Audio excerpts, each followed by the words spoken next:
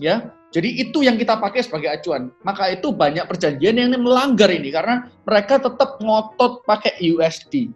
Nah, kemarin juga di seminar ditanyakan, terus sarannya gimana? Nah, itu di sanalah saya angkat tangan dan menjawab. Sarannya seperti ini, kita pakai USD buat patokan.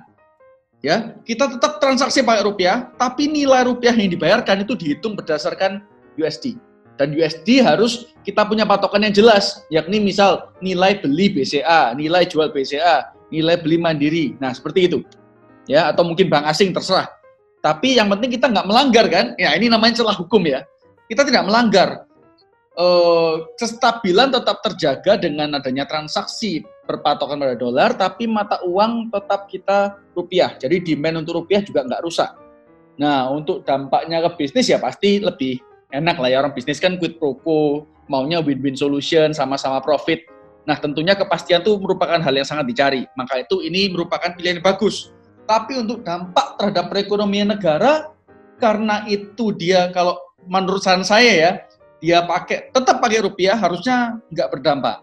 Maksudnya kita kita kan nggak ngelancangi. Tapi gimana dengan orang yang sudah terlanjur? Banyak yang sudah terlanjur pakai USD. Nah, itu terserah pemerintah. Ya, saya juga baru ada klien kena kasus itu prinsipnya mirip, bukan masalah USD, tapi prinsipnya mirip. Yakni kalau siapa yang paling dirugikan, ya dari adanya kejadian ini? Nah, negara kan. Nah, kalau yang paling punya legal standing, paling rugi aja, nggak mau bergerak intervensi, terus ngapain kita ambil pusing? Ya, contohnya sekarang banyak perjanjian yang melanggar. Kalau pemerintah aja nggak intervensi, mungkin karena ada kepentingan politik lah, atau sudah dibayar, atau memang ya sudah, terlalu repot lah ngurusin itu, kita nggak bisa ngurus satu-satu. Kalau pemerintah aja nggak mau mengeluarkan effort dan money atau funding untuk menegakkan hukum di bidang tersebut, ya sekali lagi kita ngapain kita pusing? Kita nggak ada bisa ngapain sih kita? Kalau yang paling dirugikan aja nggak mau bergerak gitu ya, nggak mau ambil langkah gitu. Nah, kita nggak menyalahkan, sekali lagi benar kata Albert, kita nggak menyalahkan sana sini, kita nggak pernah personally ngatur government ya. Indonesia kan negaranya besar, kalau Singapura mungkin kecil, gampang ngaturnya.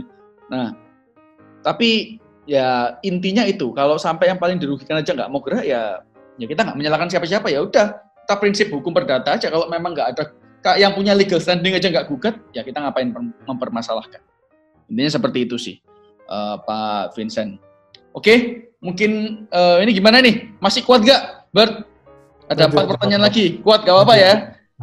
Nanti kita habis acara ini selesai, sesuai janji saya akan juga bahas yang rencana dokter kontrak ke depannya ya. Jadi stay tune, tunggu di sini. Untuk sementara ini saya mau ambil, ini sudah 1 jam 20 menit, saya ada perlu tadi, dadakan juga.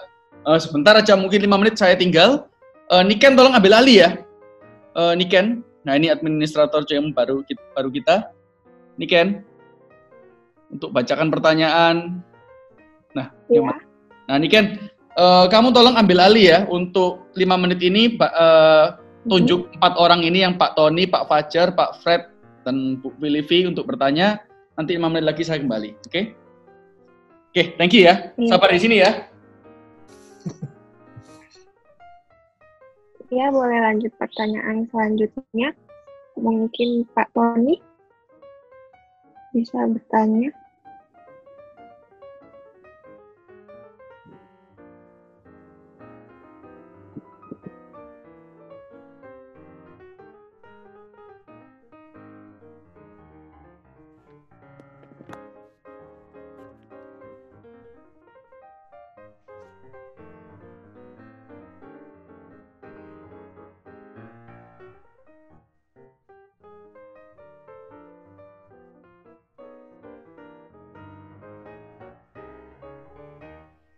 Kok nggak ada suaranya? Mungkin bisa dibacakan aja pertanyaannya, langsung didiskusikan. Ini. Singapura hukumnya sangat ketat dan dapat di-enforce dengan lebih efektif karena geografi.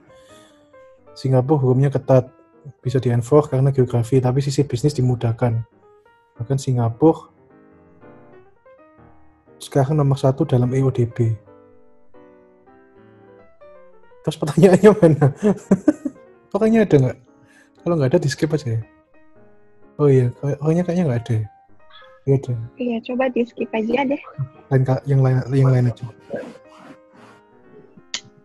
Coba yang FJH.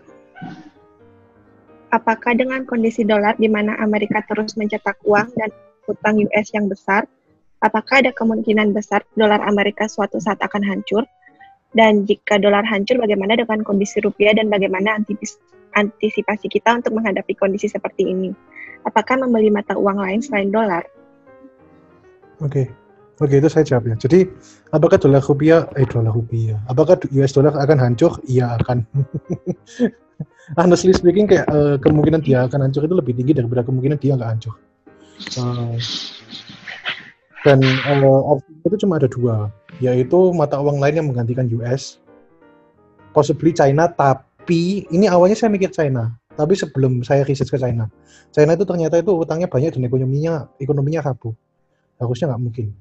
Atau perang. Opsinya ada dua. Terus habis itu apa yang Indonesia atau rupiah bisa lakukan untuk mengantisipasi itu ya banyak, tapi government is too slow to do anything, nggak mungkin mereka bisa ngapa-ngapain. Decision making saya tahu, sorry banget, tapi saya tahu misalnya kayak saya ada teman penanganan COVID di Jakarta, timnya Pak Anies langsung. Terus ada teman yang juga salah satu key personnya penanganan COVID di Jawa Timur. Itu dua-duanya itu sudah cerita gitu. Kayak government is percuma. Government itu nggak bisa mengantisipasi apa-apa, jadi percuma, anggap aja nggak ada kasarnya kayak gitu.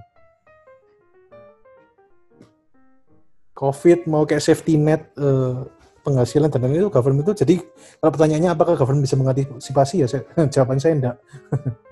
Ayo coba next tentang Mari. Oke. Gimana? Sudah terjawab pertanyaannya Pak Fred ya itu tadi ya? Bukan? Iya, yang Oke. FJH. Thank you. Terus ini ada Bu Livi. Jadi bertanya nggak? Sudah ada banyak waktu untuk mempersiapkan pertanyaannya loh, Bu. Ada respon? Oke, kita lanjut ya. Dari FJH, coba kamu bacakan nih Ken, pertanyaannya gimana? Udah tadi yang FJH, sekarang lanjut Sudah. ke Sylvie. Filipi. Oke, Ya. bacakan. Sudah sejak lama pencetakan uang tidak di-backup dengan emas atau suplai uang yang dengan cadangan emas, dan sudah pernah hancur untuk mata uang yang di-backup dengan dolar USD dan dolar USD di-backup dengan emas. Lantas, apakah mungkin ada diberlakukan kembali untuk backup mata uang negara di dunia dengan dinar, dan bagaimana pendapat Pak Albert tentang hal ini? Mengingat dinar dapat menjadi mata uang dengan emas sebagai jaminan, dan tingkat kepastian nilai dari dinar ini lebih real. Ada ini ya, berarti kayak challenger emas ya. Kira-kira gimana tuh, Bert? Ini kalau lihat dinar ini kayaknya ada yang nonton Mark Warwick ya ini. Apa itu, Bert? Ada kayak orang YouTuber yang lagi naik daun, barusan interview sama Deddy Corbuzier. Indonesia harus memiliki dinar tersendiri, jadi pakai dual currency strategi kayak China. Kan China itu ada yen, ada renminbi. Mana bertanya nggak itu kayak gitu? Aku nggak tahu. Oh ternyata yen sama aku pikir RMB itu kayak apa ya? Singkatannya dari yen kalau di dalam saham gitu, dalam pasar uang. Enggak ya? Itu beda ya? Beda. Sama tapi di nanti bentar. Ya, okay. Lantas apakah mungkin akan diberlakukan kembali untuk backup mata uang negara di dunia dengan dinar? Ya gak mungkin, soalnya Indonesia gak punya power untuk membuat dinar sebagai reserve ya. Membuat dinar sebagai mata uang dunia itu gak mungkin. Dinar itu kayak rupiah lah, asalnya kayak gitu. Rupiah tapi yang tidak terpatok terhadap US dollar. Sama kayak China itu yen itu terpatok sama US dollar, makanya dia butuh US dollar untuk kegiatan ekspor impor. Tapi renminbi itu ekonomi domestik. Jadi dia itu pakai modern monetary theory namanya. Tapi kalau yang ada yang nonton Mark Warwick, hati-hati ya, karena banyak yang nggak akurat itu omongannya.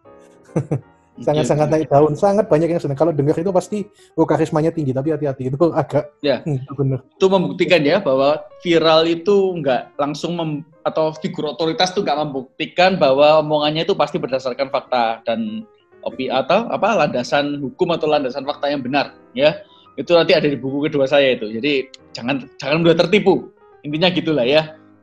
Di nalar sendiri kan omongannya Albert hari ini, omongan saya hari ini. Kalau memang ada sesuatu yang terasa off buat Anda, kok nggak masuk akal ya, silahkan kita buka ya Bert ya. Mereka research sendiri, nanti di-sharing sendiri jawabannya, nggak apa-apa.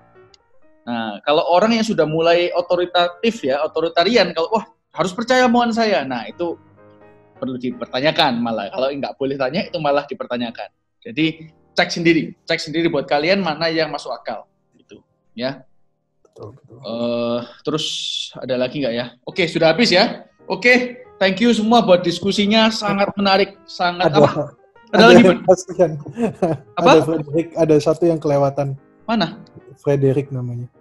Frederick itu paling bawah ada Filipi. FJH bukan ya?